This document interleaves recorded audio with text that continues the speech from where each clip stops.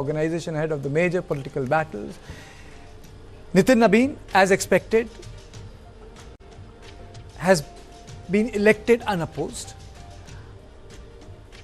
On this issue, I am joined by Nilanjan Mukhopadhyay, author and senior journalist, and Brijesh Pandey, input editor of the News9 channel. I'll not waste time introducing Nitin Nabin in terms of what he did in Bihar, but I'll straight away go to Nilanjan. Sir, how do you see this transition? Can you just break it down for our viewers? How is it different from the previous presidents of Bharatiya Janata Party? Well, first of all, thank you, Kartikeya, for having me on your show. It's really wonderful to be here speaking with you. Nitin Nabin is the youngest BJP president, but it is not that the BJP has not had the tradition of having very young party presidents. Even if we actually take back the predecessing party of the Bharatiya Janata Party, that was the Bharatiya Janata. Mr. Atal Bihari Vajpayee became the president of the Janata when he was also in his 40s, and so did Mr. L.K. Advani. So this party has tradition. But the difference is that while the previous very young presidents had already made a mark at a national level, both Mr. Vajpayee and Advani were nationally known leaders by the time that they became the president of the Janata. They not only overtook several senior party leaders of that time, but were also fairly well known. Nitin Nabin is a totally an unknown person, somebody who nobody outside the party knew, and even within the party there were the majority of the people who were actually outside Bihar would have interacted with him very minimally. So that way it is actually a complete hallmark of Mr. Modi, which has been there as far as this presidency is going to be concerned. Probably a bit more than even what I would say that JP Nadda and Mr. Amit Shah, because even though that they were very close associates of Mr. Modi, here they have picked out somebody who was completely outside even the close circle. So I think that there is going to be a greater voice of the high command on a day-to-day basis, because you have a person who has actually not been involved in running an organization even at a state level.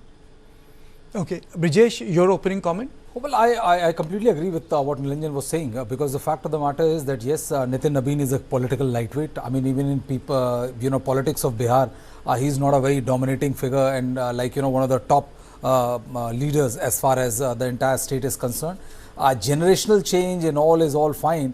But it would be very, very interesting to see how it pans forward, because, he takes it from JP Nadda. I also completely agree with Mr. Mukhopadhyay when he said that, most of the people who have been, national president, they had already made their mark, and especially they were known as, a top shot in their respective states. Nitin Gadkari was a very, very known face, when he became the BJP party president. And if you look at the list of all the BJP party presidents, they were very much known in their state, and also nationally, Rajnath Singh and Venkaiah and others. So Nitin Nabin, is a name which shook everybody.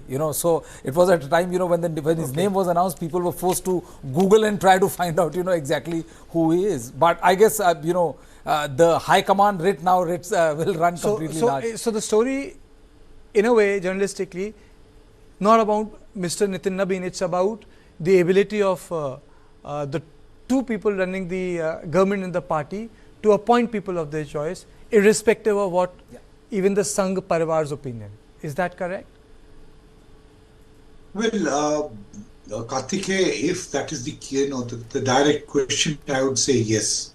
Because we have seen that Mr. JP Nadda got a fairly extended run, primarily because there was no agreement in the, coming up between the RSS leadership and the BJP. We know very well that the 2024 the underperformance of the BJP was primarily because the RSS was not very enthusiastic about campaigning for the BJP in the 2024 elections.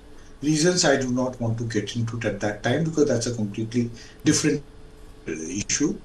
But anyway, those issues got kind of resolved by the end of 2024, and in March 2025, let us remember that Mr. Modi did finally go to Nagpur went to the RSS, a major institution, the headgear was Smriti Bhavan. He went. He also had a private one-on-one, well-publicized meeting with Mohan Bhagwat. Thereafter, he went to the Madhav Netralaya, the eye hospital named after Madhav Shiv Shankar Golwalkar, and he addressed a public meeting along with Mr. Mohan Bhagwat. So in a way, he was kind of making he was patching up with the RSS, saying that we are both interdependent on each other. But with this move, primarily because of the popularity which is of Mr. Modi, which is soared post Operation Sindoor, he has once again chose to establish his functional autonomy within the Sangh Parivar. That the BJP under Mr. Modi is not actually dependent or is not going to coordinate very closely with the RSS leadership. That message has been sent very directly with Mr. Nitin Nabin's appointment. So my question to you, sir, is then what made RSS give in? Because this entire thing lasted for more than 3 years? Yeah. Entire tussle lasted for more than 3 years? What made them give up? Well, I do not think that the RSS could do anything. Also, we have to accept the fact that there are two things. One is that how does Mr. Modi function? What is his working style? The second is that what is his ideological pursuit? What programs is he prioritizing? As far as the second issue is concerned, the RSS has absolutely no complaints. Correct. Because Mr. Modi has not only implemented the entire till then stated objectives of the RSS, but he's gone much beyond that. So the RSS would be fairly satisfied with that. They have said, "ठीक है, अपना time आएगा." So that is when they are going to again assert themselves. Absolutely, it's like you can't fight with your own poster boy. It's not a question or the best poster boy, or the best. RSS also needs power. If you want to expand, RSS also needs power. So it's like par for the course, and both sides knows this. And post 2024 debacle, I think there have been a lot of softening as far as Prime Minister Modi's approach towards RSS is concerned. So there have been a lot of give and take, and RSS is by and large happy with the arrangement which is being made. They don't want to run the Bharatiya Janata Party on a daily basis. And post 2024, all of a sudden RSS is back in the place where they were before that. The BJP has also realized that they need RSS as much as RSS needs them, and that is the reason why post 2024 till 26, as we are talking about, there has been no apparent run-in between any of the two. Earlier, if you remember, before 2024, JP Nadda in an interview to a leading national daily said that we don't need RSS. Now 2024 made it very clear to them that yes, you need them.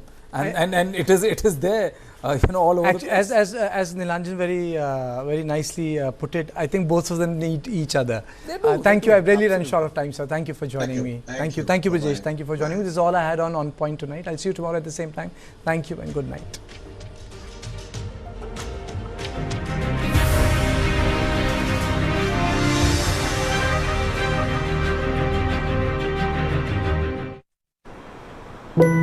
तुम destination wedding के लिए budget रोते थे, पर pics कितनी अच्छी आई हैं। बहुत क्यूट लग रही हो।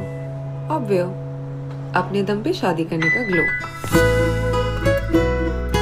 इनकी जिद ने किया डेस्टिनेशन वेडिंग का सपना सच, अपने दम पर। टाटा कैपिटल